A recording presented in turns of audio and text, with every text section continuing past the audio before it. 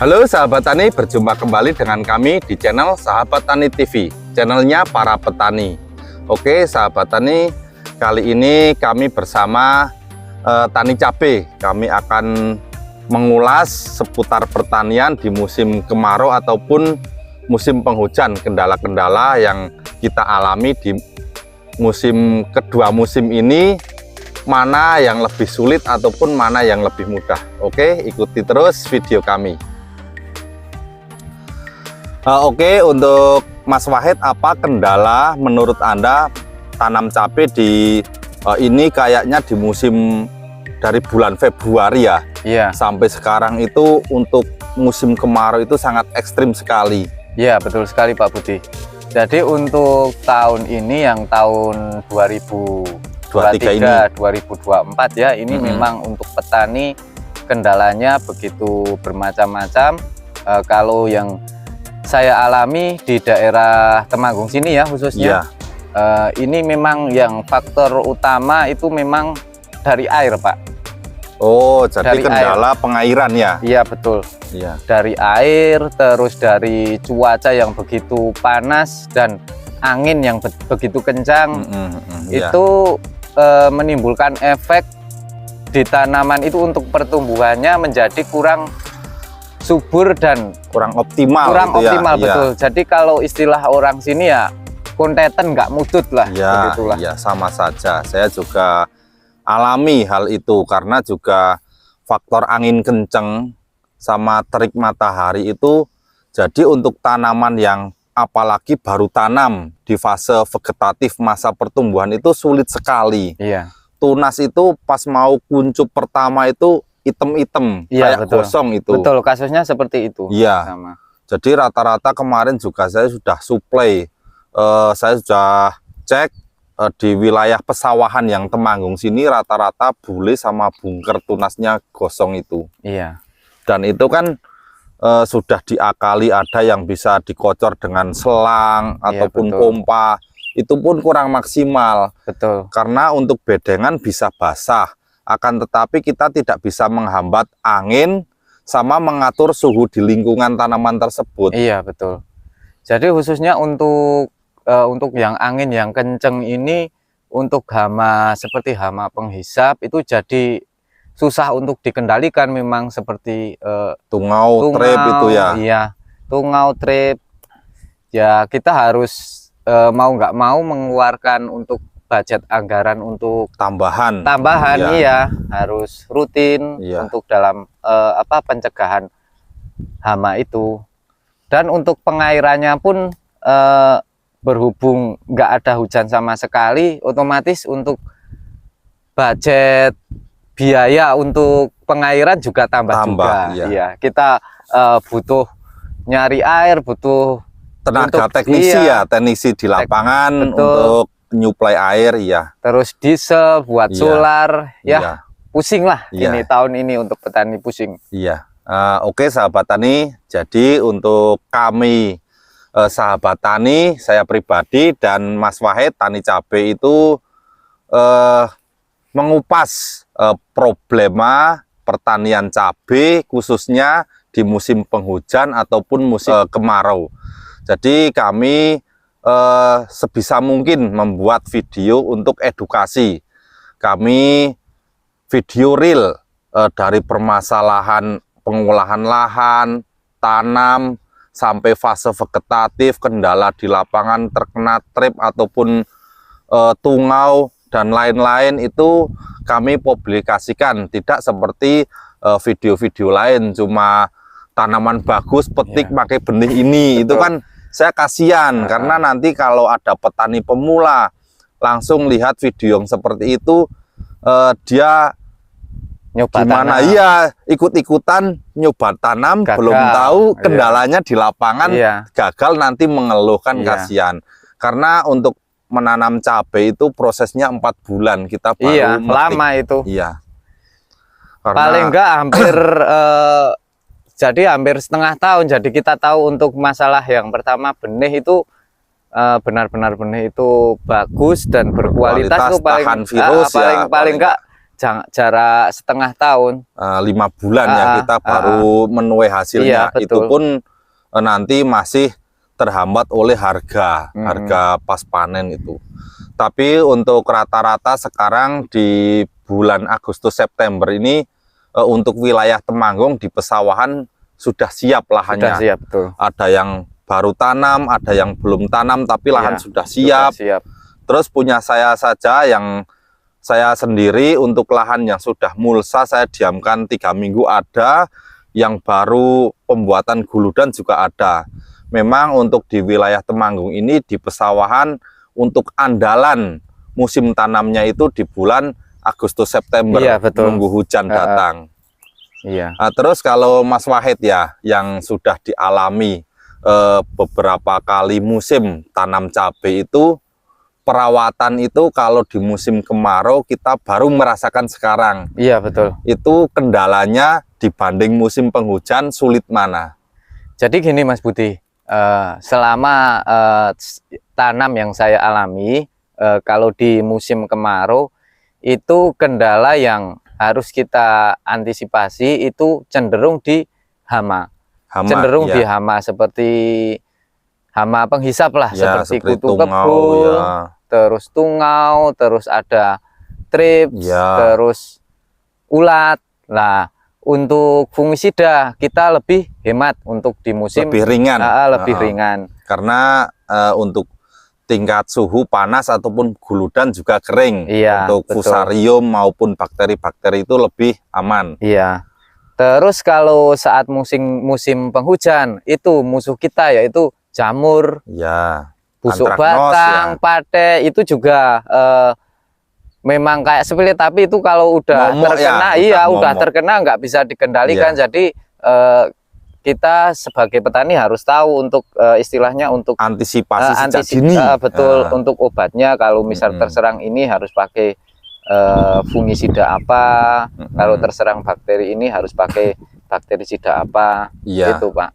Jadi kesimpulannya kalau di musim kemarau itu kendalanya para petani itu di hama. Kita betul. Mainnya insek Cuman kalau di musim penghujan itu funginya yang diperbanyak. Iya betul. Ya oke. Terus kalau masalah nutrisi itu untuk produksi buah ataupun suplai nutrisi itu kalau menurut Mas Wahid mending yang musim kemarau atau musim penghujan? Kalau prinsip saya kalau nutrisi itu baik musim kemarau ataupun musim penghujan itu pemakaian cenderung hampir sama. Soalnya kalau nutrisi kan memang itu istilahnya kebutuhan pokok dari tanaman. Jadi tidak boleh sampai telat. Kalau misal kita kepingin tanamannya maksimal, hasilnya maksimal dan panennya bisa banyak, harus nutrisinya harus tersuplai, tersuplai dengan optimal. Itu atas bawah ya. Iya betul. Nanti tinggal lihat kondisi cuaca. Misal kalau di musim hujan ya kita untuk yang nutrisi yang kandungan nitrogen tinggi ya kita kurangi biar enggak gampang terserang jamur. Tapi kebalikan kalau saat musim kemarau ini kita ngasih nutrisi yang nitrogennya agak tinggi, kita beranilah. Soalnya biar karena juga untuk memacu pertumbuhan tunas lagi. Betul. Iya, memang saya juga seperti itu kendalanya. Karena di musim penghujan itu katakanlah kita pakai nutrisi yang 0 kandungan nitrogen itu udah subur. Karena terkena air hujan itu kandungan asamnya sangat tinggi sekali. Betul Pak Budi. Cuman kita antisipasi untuk fungisida menebalkan daun sama batang keras. Iya betul. Jadi kita untuk musim penghujan yang lebih fokusnya kita ke fungisida sama nutrisi yang tinggi kalium dan magnesiumnya. Iya betul Pak Budi. Kalau untuk musim kemarau sebaliknya itu aja. Iya. Jadi untuk tanaman ini kan masuk fase vegetatif ya. Ini fase vegetatif. Untuk nutrisinya biasa ini kita Green Top dan Proton Max ya untuk spray. Masuknya Green Top, Proton Max dan Nutrisi D. Itu nanti Untuk nutrisi D ini kita main kocor untuk ini. Oh, bisa dikocorkan main juga kocor, ya. Itu yang itu kalau di mix sama insek juga enggak masalah kan? Enggak masalah, enggak Iya. apa-apa. Karena kan untuk khususnya para petani pemula itu untuk budget kan biasanya minim. Iya, betul. Jadi untuk solusi kami penyepreian nutrisi sama insek itu dibareng enggak masalah. Karena untuk minimal mungkin budget kita itu supaya irit. Iya, betul. Karena kita tahulah untuk menanam tanaman 1000 atau 2000, kalau katakanlah tanam 2000 pohon. Iya. Itu dari awal pengolahan lahan sampai panen itu paling enggak satu pohon mengeluarkan budget minim-minimnya itu kalau di musim kemarau 9.000 per pohonnya. Iya. Tinggal 9.000 kali 2.000 kan sudah banyak sekali. Banyak untuk biayanya. Apalagi kalau di petani pemula kan kita mau cari modal di mana gitu. Mending dari bertahap. Iya, dari itu sedikit. Lebih ringan. Nah, jadi untuk video ini cuman kita sebagai petani lebih pandai memilih mana yang edukasi dan mana yang kita ambil positifnya saja, karena untuk semua video itu sah-sah saja, cuman takutnya ada petani komplain. Itu saya lihat di video itu tanaman bagus, buahnya banyak, mompior, uyel-uyelan, tiba-tiba coba-coba tanam. Karena yang dinamakan petani itu tergiur menanam, dia tergiur dengan video-video yang bagus. Iya, hasilnya banyak. Tidak mempelajari dulu kendala-kendala apa di perjalanan kita merawat di musim penghujan ataupun musim kemarau. Iya. Nah, nanti takutnya seperti itu. Kalau memang sahabat tani ingin menanam, pelajari dulu step-stepnya dari pengolahan lahan sampai perawatan, ataupun jika untuk sahabat tani belum paham, bisa WA ke nomor kami yang tertera di bawah ini. Nanti kami siap memandu sampai panen jika dibutuhkan. Barangkali untuk panduan kami bermanfaat bagi yang membutuhkan. Karena untuk biasanya para petani itu kan otodidak, ya kan? Iya, betul. Karena ingin punya sampingan bertani, ataupun kita sudah males mau kerja keluar kota atau gimana, kita kembali ke lahan lagi bertani. Jadi kami siap membantu. Deep in the shadows, I know it's hard to put one foot in front of the other. So far as the echo, where do we start? You can learn to discover a million stars. Here in the shadows, I know you're scared. Jadi Mas Wahid, ini kan akhir-akhir ini untuk benih sangat banyak sekali untuk varietasnya. Betul.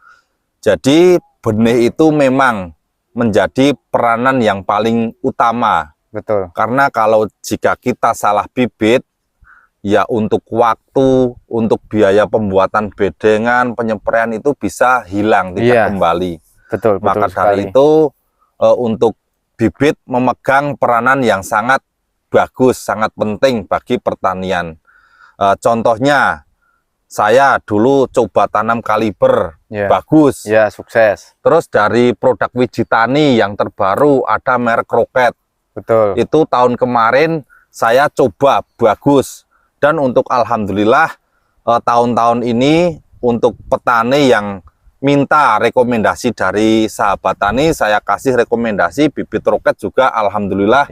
Di musim kemarau juga bagus. Tahun kemarin di musim penghujan juga mantap. Kalau menurut Mas Wahid gimana? Jadi ini untuk pengalaman saya, untuk yang tahun kemarin kan saya tanam untuk benih cabai rawit Roket itu ada yang tanam di bulan Agustus. Ada ya itu. Dulu waktu itu kemarau tapi ada hujannya lah. Itu alhamdulillah sukses. Terus untuk videonya ya kan sudah ada, saya upload juga di untuk cabai rawit Roket. Cabai rawit Roket itu Agustus diuji saat musim kemarau jatuh hujan, hasilnya bagus. Terus saat bulan Januari itu bisa dibilang jatuhnya kan di kemarau kemarin. Ya, itu maksudnya di rawit kemarau. roket juga, Ya. alhamdulillah hasilnya Tetap maksimal tetap ya. maksimal. Untuk tingkat bulenya ya sedikit Minim lah, sekali. normal lah. Minim. Nggak fatal lah. Ya. Jadi kan gini, untuk benih itu jika benih cabai rawit itu jika terkena bule pun masih berbuah. Iya, bisa betul. berbuah maksimal. Yang penting kita jika cari bibit itu kalau di musim penghujan carilah yang tahan layu. Betul, betul. Ya, untuk ketahanan layu itu juga didukung dengan perawatan pengocoran juga. Iya. Karena kan kalau layu itu sudah fatal. Betul. Kalau layu ya udah cabut, udah mati. Tak akan tetapi jika terkena bule tapi masih daun tidak mengkerut, masih lebar normal, itu buahnya bisa masih berbunga optimal. ya, Masih bisa tetap normal cabai. saja.